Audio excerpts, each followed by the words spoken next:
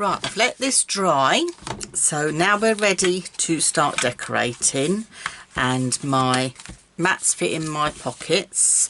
If you don't want to add mats and you want to have that for memorabilia, that's fine. So let's go ahead and start decorating. Now the beauty of this album is you've only really got to worry about two lots of measurements.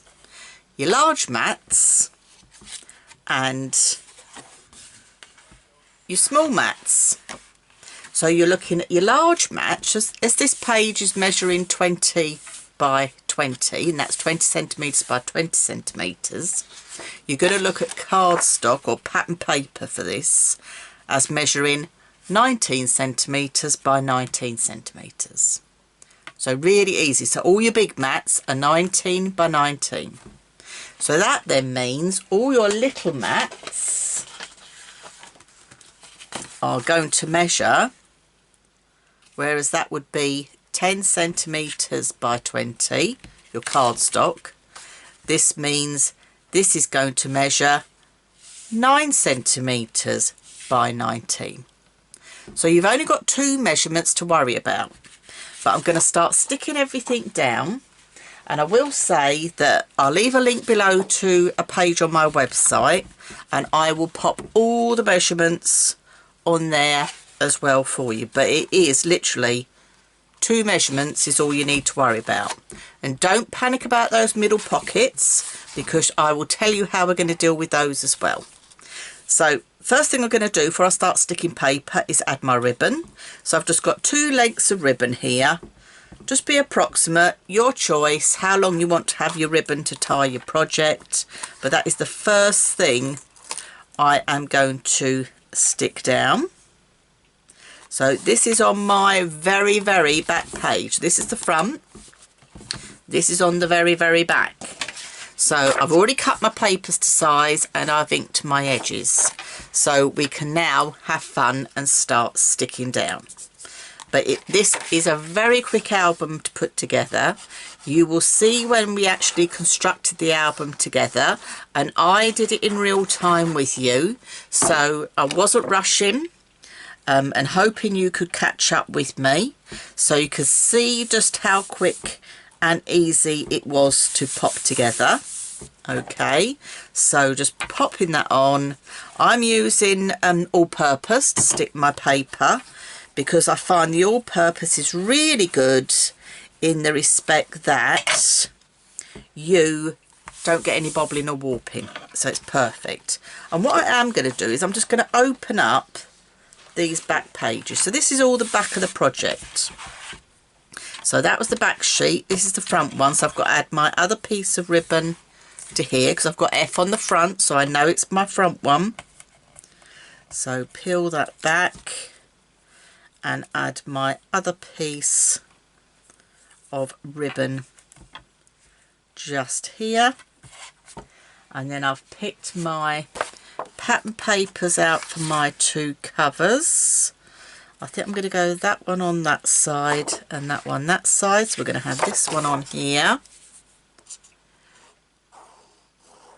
Again, I'm not putting the glue too close to the edge because, as you know, it will disperse. So the paper collection I'm using here is one of Crafter's Companion. I just had a look to see what I had in my crafty stash at the time. This project would be absolutely perfect if you've got any 8x8 papers kicking about. So if you've got any 8x8 scrapbook papers in your craft stash, this would be perfect because you can just trim them down a little bit. See, that one's moved just a tad. Come back here. You've moved. Anyway, okay.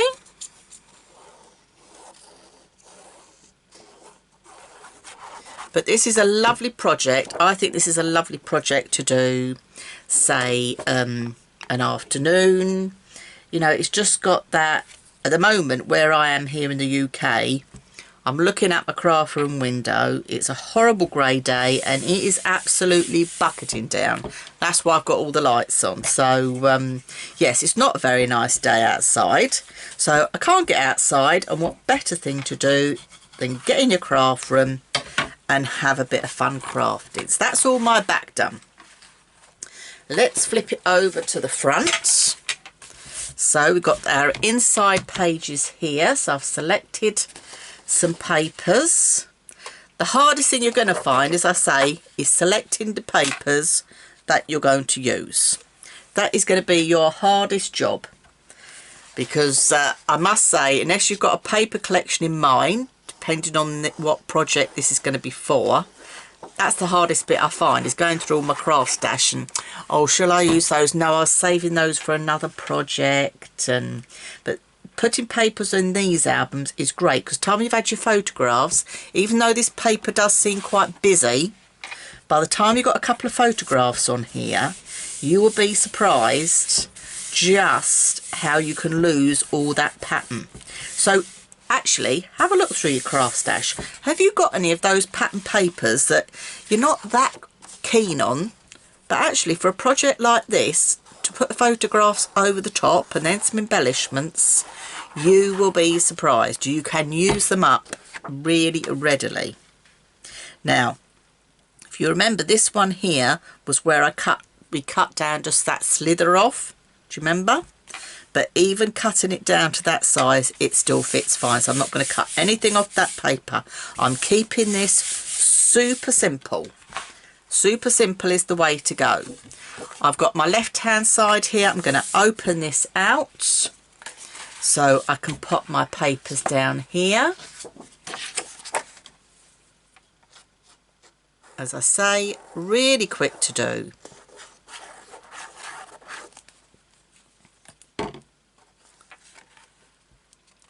Now you will notice the one that I did for Hazel on Hochanda was using all their flowering springtime stamps and the typewriter sentiments, so you could quite easily go through and do some lovely watercolour techniques or just ink techniques straight onto these papers, or straight onto this cardstock, because this super smooth takes those ink techniques, and you'd seen that from my first video. So if you haven't got pattern papers, if you're not a big scrapbooker but you fancy having a go at making one of these as a nice keepsake album for somebody, way to go. Just get your inks out. Just get your inks, your sponges, you know, just have fun with it, and you know, just do lots of techniques even down. You don't have to have pattern papers. That is the beauty of it, because the super smooth will take your ink pads, your watercolour pens, your watercolour pencils.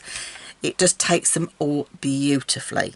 So don't just think stamps are just to highlight a sentiment on a card. Yes, they are, but think of them for your scrapbooking as well, because there's a place for them there as well. And that is the great thing about it. So I'm just popping these down. I'm hoping you're enjoying this little project, and even if you're not a scrapbooker, it's a great keepsake album. What a nice way to document, you know, a family day out, a family event, a birthday, a wedding, a special occasion. It's just the job you need. Perfect for it. So in with these ones now. Now we are starting to get to that stage where we're going to have to look at these funny shaped pockets that we created. And don't be afraid. I'm going to show you a couple of ways that we can address covering those. So that is not a problem. I just want to stick these other ones down here so you can see how quickly this can come together, because I do like to do my videos in real time, as many of you will know that have already subscribed to my YouTube channel or Facebook page. It's just the way I like to work. I like to think that I'm there with you, crafting along. So that's just the way I do it. So and it's a bit of company, hopefully. If you're on your own or you're crafting on your own, you can just put me up in your craft room And it's just like being at a craft club or a crop. You're not alone. So let's put this one here. There we go. And the Cal-Al glue, the reason I like this Cal-Al glue is, depending on what thickness of pattern paper you're using, it dries without, you don't get any bubbling and warping. I've even used it on, you know, you get those free papers in craft magazines sometimes. Even papers like that, you will not get bobbling or warping with this glue, and that's why I like it. So it's super quick for that. So that's that all done. So let's address these pockets. Now there's two ways you could address these pockets. You can put your paper on, thus so, okay.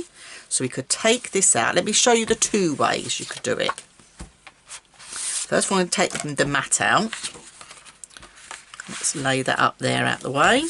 So what you can do is you can lay this on your pocket. This is how it would go. Okay, so I've got my gap all the way around. And if I turn it very carefully, come in again with my pencil, draw a pencil line. Okay, now that pattern paper is going to go on there, and then I've got this darker green to go on here. Okay, so I could do the two together. So if you're going to cut two together, it's like dressmaking patterns. You're going to put the pattern sides together. Okay, I've got my pencil line on one. I'm going to cut two together. So bring your trimmer in. You've got your pencil line. So you can line that up. Now, if we line that up and cut it on the pencil line, that is going to take the pattern paper right to the top of the white. We want to come down a bit. So if you gently move it, I'm just eyeballing, but I'm going up roughly about, where are we? That's a centimetre, half a centimetre. Okay, lower that carefully.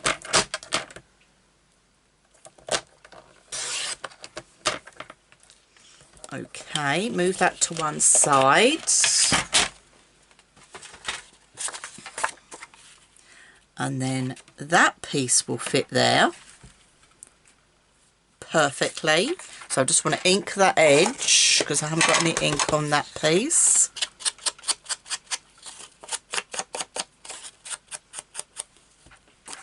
So let's stick that down.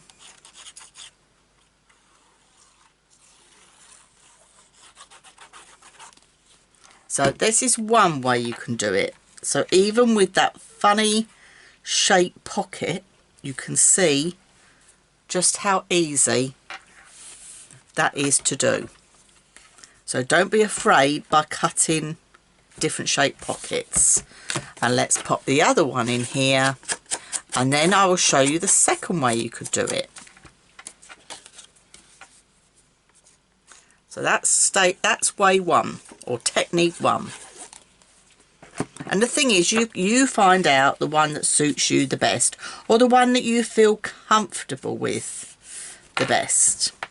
Now the other way you can do it, let's take this middle bit out of here. I won't put that in there at the moment because that's still wet. Now you remember these pieces we cut off? Find the piece that matches this size, this side. So if you have a look, right, it wasn't that one.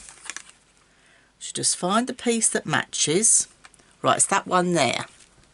So you got that piece that matches. Let me bring some paper behind so you can see what I'm up to. Right, this is on the outside, so this is going to go here. Okay, so you're going to pop that on there as if you would with your white space all going all the way around. But remember, we want to bring it down a bit. So what you do with this technique is you butt it right up so it matches. So can you see I've slid it so it matches. Turn it over. Okay, make sure that's square. Trim that. And I'll tell you what, I'm going to bring the reverse side of that in again. So that's going to go that side. And this one is going on this side. So you're going to do exactly what we did before. So it's pattern sides together, or the two sides that you want showing together. Cut two together. It just saves time. Keep it simple, keep it quick. Why not? In your trimmer, this time you're going to cut on the pencil line. So you're cutting on the pencil line. So move those away. Trimmer to one side. Let's ink that edge on there again.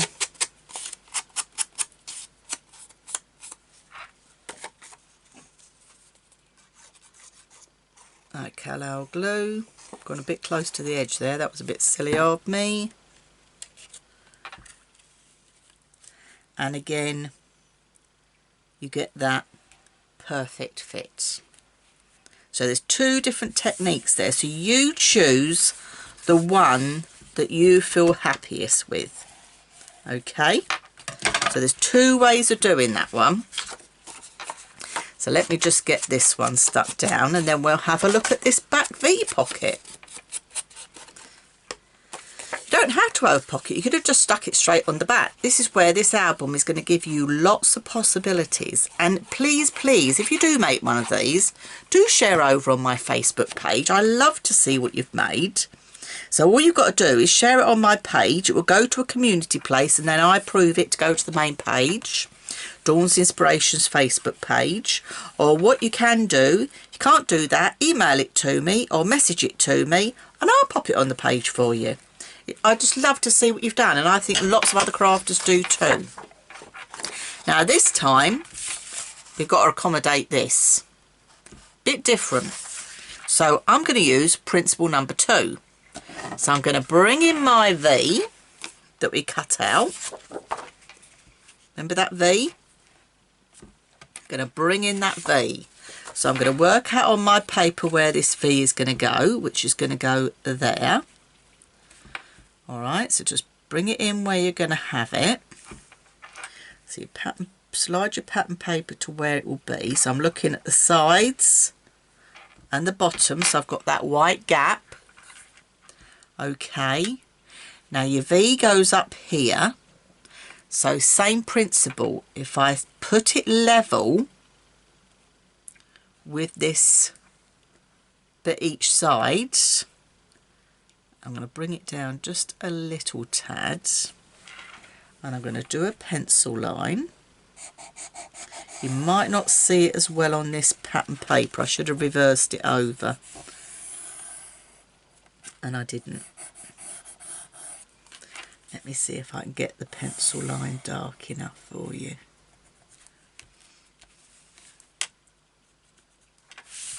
Okay, you may not see my pencil line. Right, this time I'm going to just go in with my scissors to cut this one. Can you see my pencil line there? You can. I should have turned it over and done it on that side. But I just went mad for the pattern papers, because again I've had them sitting there.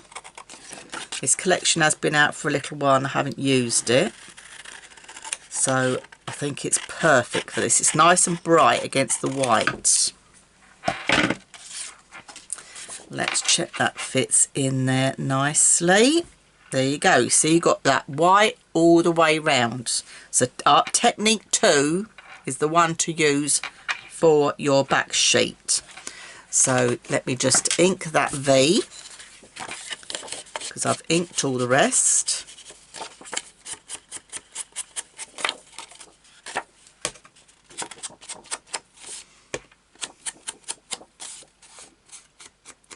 There we go.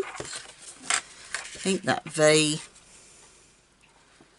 pop the glue on.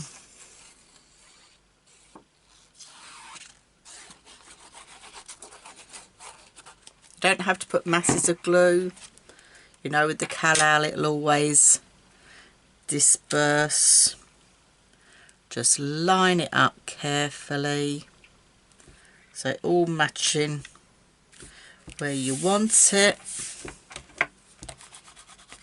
Let's just disperse that glue.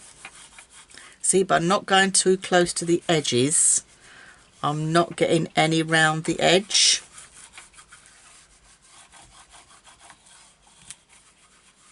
Okay, that's done.